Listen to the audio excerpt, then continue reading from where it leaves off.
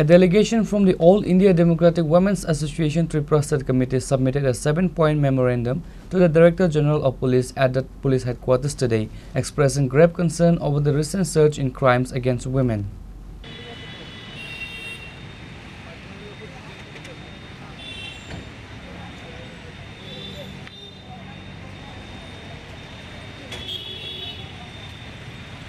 The All India Democratic Women's Association Tripura State Committee met with the DGP and formally presented the Charter of Demands aimed at improving security and ensuring justice for victims across the state.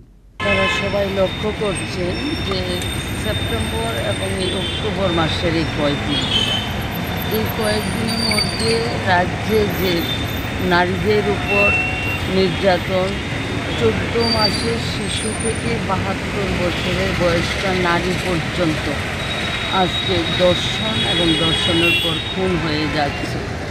এই ঘটনা আমরা এখানে 11টি ঘটনাকে আমরা লিপিবদ্ধ করে এনেছি।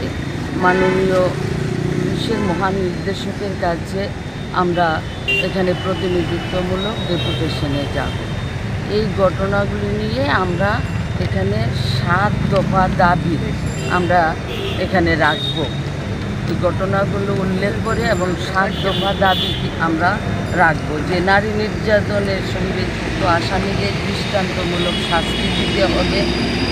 নির্যাতনকারী FIR করতে গেলে থানা তাকে যথাযথ সাহায্য করতে হবে, যাতে সেখানে বলা না হয় যে মণ্ডলের সঙ্গে কথা বলে আপনারা মীমাংসা করে নিন।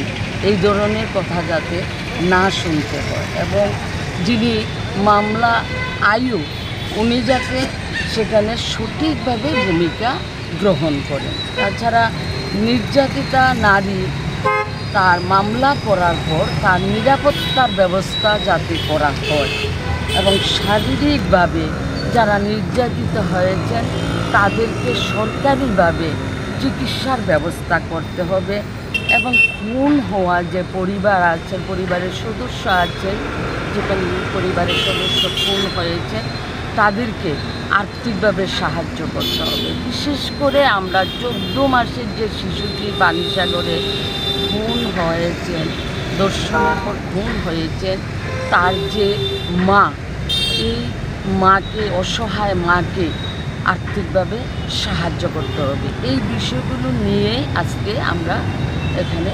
ডেপুটেশনে মিলিত হয়েছি।